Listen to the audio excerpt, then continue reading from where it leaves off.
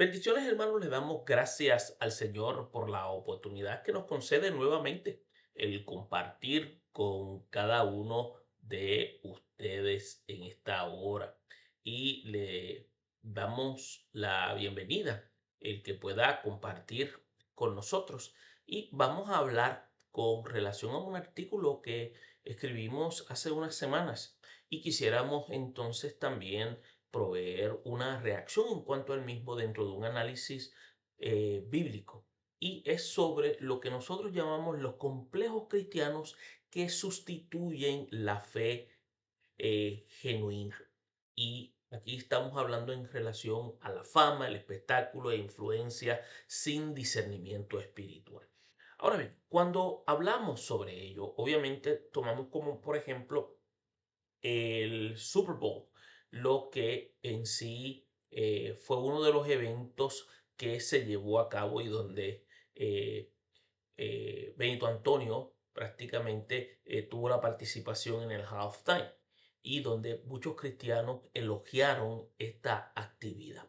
Ahora, dentro del artículo nosotros estuvimos hablando con relación a este aspecto que llamó mucho la atención y tenemos que tomar en consideración que nosotros vivimos en una era de lo que llamamos impacto visual, de fama y donde hay mucha viralidad cultural que se ejerce lo que nosotros llamamos llamamos y vuelve a la redundancia, esa y poderosa influencia incluso dentro de la comunidad de fe. Ahora, en los últimos años se ha hecho evidente este fenómeno de una manera bien preocupante.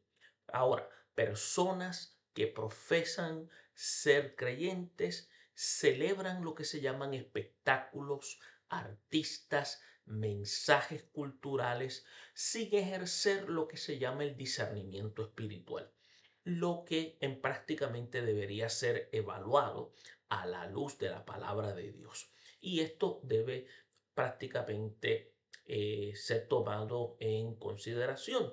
Y cuando decimos ser evaluado a la luz de la palabra de Dios, porque esto es aceptado y esto es aplaudido y hasta defendido simplemente por su éxito y por su popularidad. Ahora, el problema no es meramente social, ni una diferencia de gustos personales. Es un asunto, lo que nosotros llamamos que es espiritual y hasta de carácter teológico. Ahora, la Biblia nos llama no solo a creer, también nos llama a discernir, nos llama también a examinar y a vivir con una mente transformada.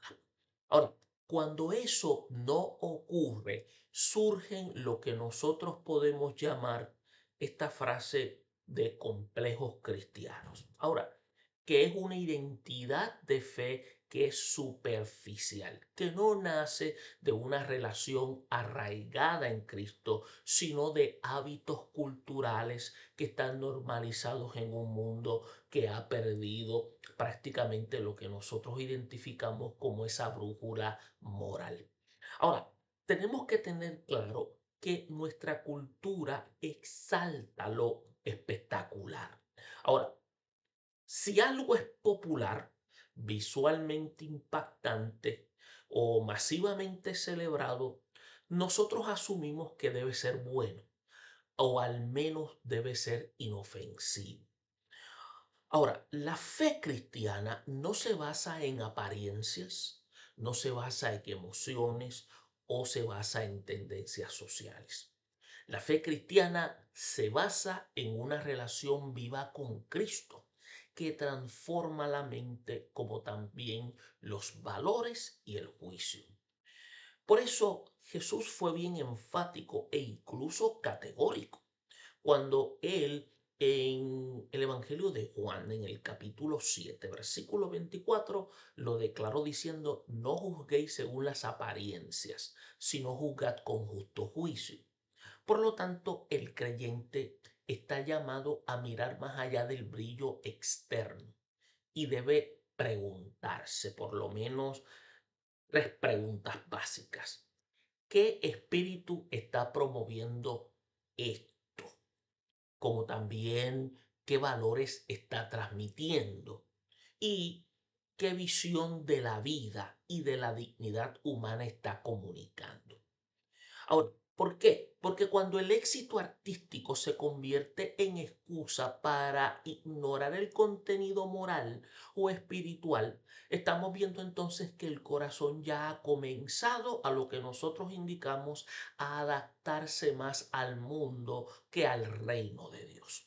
Y esto es bastante serio. Ahora, debemos entender de que la música, el entretenimiento, tienen un poder formativo. Y no solo entretienen, estos también moldean ideas, emociones, percepciones sobre la sexualidad e incluso el poder. También moldean la identidad y el propósito de la vida. Por eso es que muchos de nosotros los creyentes nos conmovemos con la estética, con el ritmo o la puesta en escena, pero rara vez nos detenemos a evaluar el mensaje real que se está celebrando. Por eso cuando el apóstol Pablo, en la carta de los de Tesalónica, si usted va cuidadosamente al capítulo 5 versículo 21, él declaró diciendo, examínalo todo. Y después dice, retener lo bueno. Y esto es un mandato, porque no se limita a la enseñanza doctrinal dentro de la iglesia. Esto también aplica a todo aquello que influye en nuestra mente, como también influye a nuestro corazón. ¿Por qué? Porque esto va a reflejar nuestra conducta. Y el problema es que hoy muchos retenemos lo atractivo y no examinamos lo que es bueno. Entonces, cuando nosotros aplaudimos un mensaje que está degradando la dignidad humana, y normaliza el pecado o tribaliza lo sagrado. Entonces, como cristiano, no se está haciendo neutral. Estamos entonces participando y aunque sea la forma pasiva, la difusión de esa visión del mundo viene siendo para nosotros lo más importante. Ahora, no toda influencia, escuche bien, es sana. Y esto es importante. ¿Por qué? Porque no todo lo que impacta a millones de personas honra a Dios. Por eso es que las escrituras nos da mucha advertencia. Cuando dice Pablo a la carta de los romanos, cuando dice no os conforméis a este mundo, sino que nos transformemos por medio de la renovación de nuestra mente, como lo dice en el capítulo 12, versículo 2. Y cuando habla de la conformidad con el mundo, no siempre se ve como una rebeldía abierta contra Dios. A veces esta se disfraza de entretenimiento inofensivo, de admiración cultural o de simple gusto personal. Por eso es que muchos de nosotros los creyentes afirmamos que nuestra fe no se ve afectada por lo que consumimos. Entonces, la Biblia nos enseña que lo que entra en la mente y al corazón inevitablemente, escuche bien, va a influir a nuestra vida. Y eso usted lo puede encontrar en Proverbios 4:23. Va a tener un impacto directo. Y así surge una fe, lo que se llama fragmentada. Por eso se canta a Cristo en la iglesia, pero se celebra sin reservas mensajes que contradicen sus enseñanzas. Esto prácticamente es una incoherencia, no es trivial. Esto lo que está haciendo es erosionando lentamente la sensibilidad espiritual. Hay como una especie de disonancia. Entonces, cuando decimos complejos cristianos, es porque se manifiesta cuando la identidad principal de nosotros como creyentes ya no está en Cristo, sino en la cultura que nos rodea y nos domina. Por eso la fe se reduce en un conjunto de costumbres religiosas, mientras los criterios de admiración, de celebración y aprobación provienen de un mundo que está caído. Y Jesús lo declaró. Por eso es que él lo indicó diciendo, si el Hijo os libertare, seréis verdaderamente libres. La verdadera libertad cristiana no es la capacidad de consumir cualquier cosa sin discernimiento. Y esto hay que tenerlo claro. Sino la libertad de no estar esclavizados a la presión cultural. Y cuando buscamos validación en lo popular, lo exitoso o lo influyente, empezamos a revelar que nuestra identidad espiritual es frágil o es débil. Los creyentes con complejos cristianos quieren ser aceptados por el mundo sin dejar de llamarse seguidores de Cristo. Y por esa razón es imposible, escuche bien, glorificar a Dios y satisfacer sus gustos a la misma vez. Pero Jesús fue claro cuando enseñó que nadie puede servir a dos señores, porque tarde o temprano uno ha de ocupar el lugar central. Escuche, la música en sí misma no es el problema. Puede ser un instrumento poderoso para glorificar a Dios, pero también puede convertirse en un vehículo de mensaje que distorsiona la verdad. Por eso es que Jesús, cuando dice que por sus frutos los conoceréis, esta verdad o principio aplica también a los mensajes culturales. Ahora, la pregunta es, ¿qué frutos producen? ¿Edifican la santidad, la pureza? ¿Edifican la dignidad y el temor de Dios? ¿O fomentan la sensualidad, la violencia o el orgullo, la rebeldía moral? Esas preguntas deben estar presentes en nuestra mente. Porque cuando nosotros como creyentes, escuche bien, sin reservas y expresiones artísticas que promueven valores contrarios al Evangelio, experimentan lo que se llama una tensión espiritual interna. Esto debe ser evaluado con mucha seriedad. Por eso eh, se confiesa con nuestros labios una lealtad a Cristo, pero emocionalmente y culturalmente nos alineamos a las narrativas que la contradicen. Por lo tanto, es como decir que tenemos una incoherencia entre nuestros labios en confesar a Cristo y nuestra vida, que es lo que hacemos con lo que la Escritura influye. Y Jesús lo citó cuando diciendo lo que el profeta Isaías hablaba, que el pueblo de Israel honraba a Dios con labios, pero con el corazón estaba lejos de él. Ahora, esta advertencia todavía sigue vigente. No basta con declararse creyente, porque la fe genuina es una que transforma criterios, sensibilidades y prioridades. Ahora, cuando la iglesia adopta los mismos ídolos culturales que el mundo, entiéndase la fama, el éxito, el impacto mediático, comenzamos nosotros a perder capacidad profética. Y entiéndase esta expresión, esa capacidad de discernir a la luz bíblica. Y en lugar de ser luz para discernir, nos convertimos en un eco que repite. Ahora, algunos se preguntan, bueno, ¿cuál es la solución? Esto no es legalismo ni es aislamiento cultural en lo absoluto. Estamos hablando de manifestar discernimiento espiritual de una manera madura. Por lo tanto, nosotros necesitamos, como creyentes cuya identidad está arraigada en Cristo, que podamos evaluar todo a la luz de su señorío. Y como creyentes debemos entender que no todo lo popular es piadoso y que no todo lo atractivo es santo y que no todo lo influyente es edificante. Por eso es que la fe genuina no se deja deslumbrar por el espectáculo. Al contrario, se examina el espíritu detrás de todo ello. Y solo de esa manera la iglesia puede mantener lo que se llama una centralidad en Cristo, una pureza en el testimonio y una coherencia entre lo que es proclamar y lo que es celebrar. Mire, hacemos mención de todo esto porque cuando vamos a la Biblia encontramos lo que el apóstol Juan en su primera carta en el capítulo 2 versículo 15 al 17, pero tomando la expresión que dice, no améis al mundo ni a las cosas que están en el mundo. Por lo menos esa frase.